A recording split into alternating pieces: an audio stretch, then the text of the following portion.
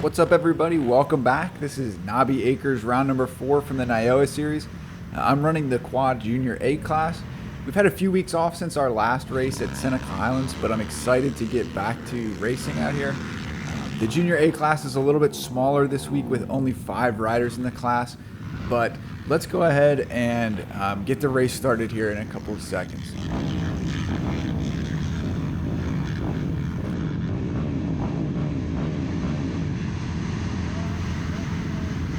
Green flag waves, and it looks like Dylan Willis is off to an early lead here. Gets a big gap on the rest of the field. But that grass is slick. He pushes a little bit wide.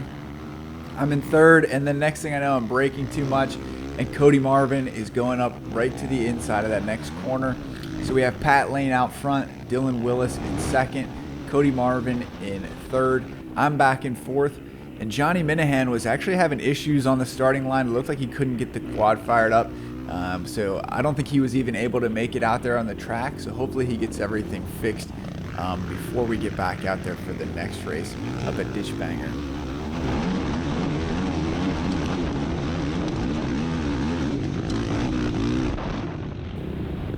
At this point, we're still all kind of riding together. Still very early in the race, right? Less than a minute into the first lap. And I can still see everyone, so I'm not too concerned. The track is, somewhat tight here. There's not too many alternating lines. So there's no real chances for passes yet. I'm just trying to settle into a good pace and make sure that I can keep that lead pack in my sights.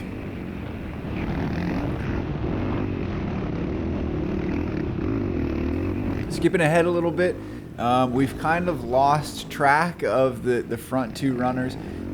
You can still catch a couple glimpses of them way out front there, but they've got a pretty decent gap put on us. And coming down this straightaway, Cody's actually going to point me around. He might have been having issues already. I saw he ended up not finishing the race. He had never made it through for a lap, so he might have had issues early on as well. It's a shame to see him out of the race early like that. Hopefully he can get whatever fixed for the next round too, right? We don't want to be losing any more racers out of the class. It's already small enough, right?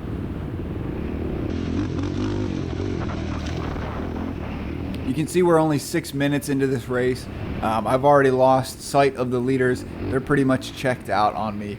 It seemed like my pace on this day was just a little bit off what it should have been. Maybe riding a little bit too conservatively. I do remember the track from last year. It got really rough as the race went on, so I was, trying to pace a little bit early on, but I was probably just being a little bit too conservative there. Trying to save energy for when the track got really rough later in the race.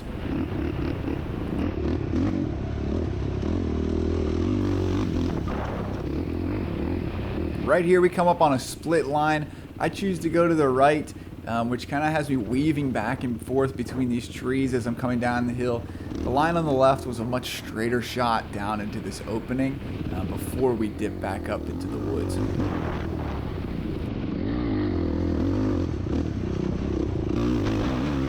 Normally the field sections are the areas where you can actually afford to kind of take a breath and relax a little bit, but these ones were so rough that you didn't really have that chance. You can see also coming back into the woods, it was super dark. The camera kind of adjusts for it as we get into the woods, but we had some storm clouds coming in. It was supposed to rain. Luckily, all of that missed us, but it was getting really dark in the woods. Here's just another one of these rough technical sections of the track. It's all downhill, really loose dirt. And it's kind of whooped out towards the bottom, so it makes it a little bit tricky to navigate through some of these sections. About 20 minutes into the first lap, I look over my shoulder. I see Evan Barnett. He's coming up behind me. He is the leader from the college A class, so that class is now starting to catch me, which means I need to really pick the pace up if I want to catch back up with the rest of the guys in my class, and also just get a decent overall finish for the day. I come out here alongside this road and I see that there's a lot more of the college A riders behind me. So as soon as we go to cross the road, I'm pretty much just going to pull over We have Dylan Hagerman coming by, followed by Logan Ward, Blake Vale, and Ben Jacobs. I try to tuck in behind them in this field, but as you can see, we actually had a little bit of dust in this section. We were expecting heavy thunderstorms and a lot of rain. You can see everyone had a lot of mud prep going on, but luckily all of that bad weather missed us, and we had pretty much perfect conditions out there. This part of the track just shows you how rough it was already getting, right? This section was just a long straightaway, and it was nothing but whoops.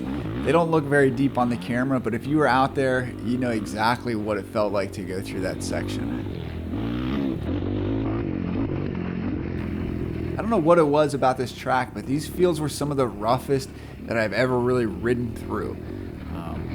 Most of the time, the fields are the easy part of the track, but I'd argue that the fields were some of the tougher, more dangerous parts of the track, right? You're trying to move at a pretty high speed, and there's all these kickers and bumps out there that can throw you sideways or throw you off the side of the track. Getting close to the end of the first lap, and I hear another rider coming up. I pull over. It's Frank Halligan from the Vet A class. He is on a roll. He's got a good lead over the rest of the class, and I'm going to try to link up with him and have him pull me through at least to the finish line and maybe through some of the second lap.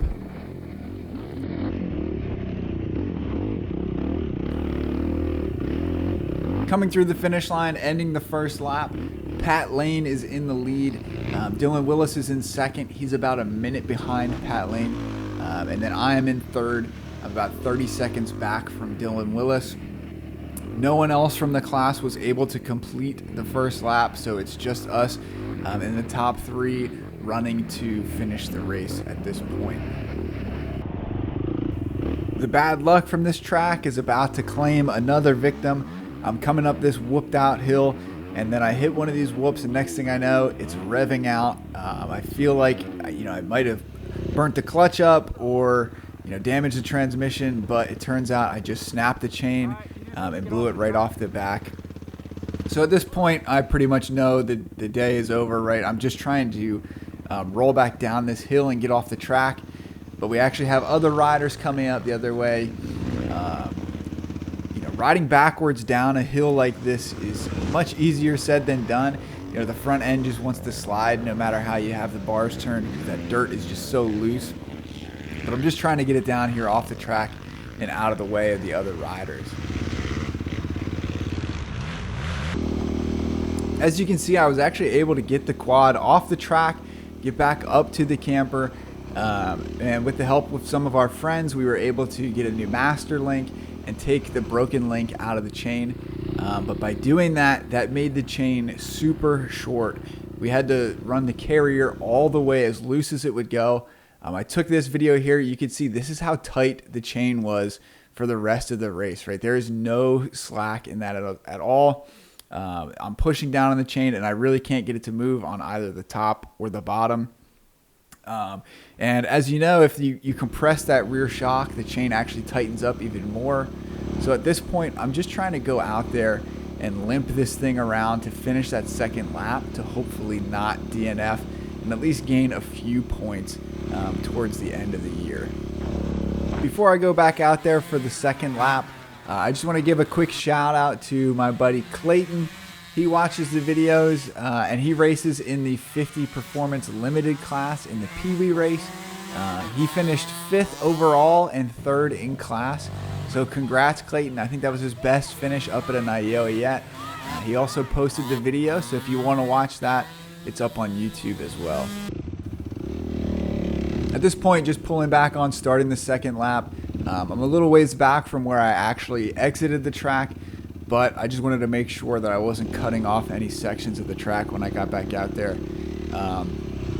Like I said, the chain was super tight, so at this point, I'm way off pace, right? I'm minutes behind everyone else in the class, so there's no way I'm going to be able to catch them. I'm just trying to get this thing to stay together to make it through this lap, to give me credit for 2 laps, that way I don't DNF. So I'm just trying to run with some of these guys in the back here. I think I pull back in around row 20, and I'm moving along with some of those guys. So here I'm just riding along. I think this is Robert Stamper from the Super Senior B class. I'm just cruising, trying to find these smooth lines, right? I'm just trying to baby that chain to make sure it doesn't break. Come back on the track. I hear someone really quick coming up, so I pull off to the side, and that is Jared McClure. He's the overall leader coming through. He's moving, right? We have no chance of keeping up with him, so I'm just still limping it around, trying to finish off this second lap.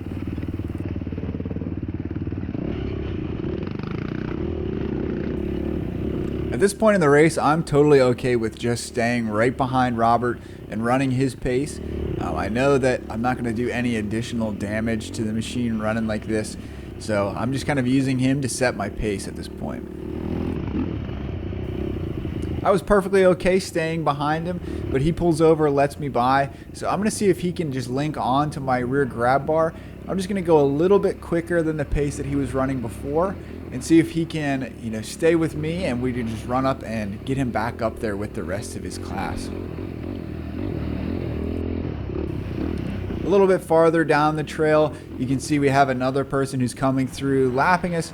That's Greg Covert. He is running second overall.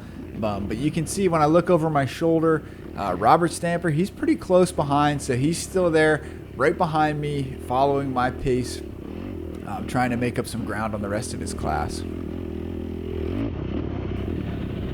After a few miles, we run into Michael Kraus from that Super Senior B class.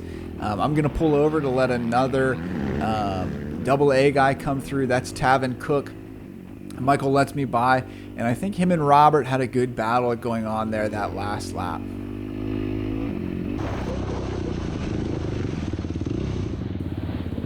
Looks like the next group of AA guys to come through is going to be Garrison Powell and Steve Covert. They're moving along pretty good, and it looks like they actually have a decent last lap battle going on there for the 4th and 5th place positions. I have another AA rider coming up, so I point him off to that line in the right. That is the number 7 of Jared Sturmer. He's running in the 6th place position in the AA class. Next, we have another AA rider coming up the hill climb. I took the bypass just to try to save that chain a little bit, but that was Justin Lord coming through on the Honda. Next, we're at about the 7-mile marker. I pass our camper, give him a thumbs up, letting him know everything's all right. I look back. We have the riders battling for the lead for the AA2 class. That was Thomas Barrett in the lead and Douglas Howarth right behind.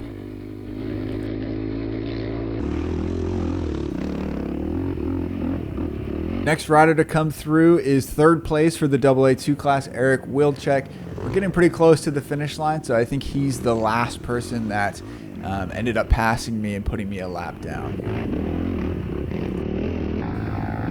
Coming up to the finish line, it's chaos. We have a rider facing backwards on the track. We have some guys trying to push this big 4x4 through to the finish line. I'm following this rider. I'm going to notice a line up to the right. I try and make a pass. It was probably a pretty aggressive move for this late in the race for somebody who was a lap down, but I was just trying to have a little bit of fun out there. Come through the finish line. Pat Lane ended up taking the win again. Congrats to him. So far, he's had a perfect season, so good job, Pat. Dylan Willis was in 2nd, and then I finished in 3rd just by default because the other 2 guys in the class did not finish a lap. Overall, really not that bad of a day, right? A broken chain is very minimal when it comes to damage, so everything's already fixed and ready to go for the next round. I've actually already got some riding in to get ready for Ditch Banger, which is going to be the halfway point of the NYOA series. This is what the points look like at the end of the 4th round. We still have 6 races to go, so there's still a lot of racing left this year. As always, thank you for watching, and I hope you enjoyed the video.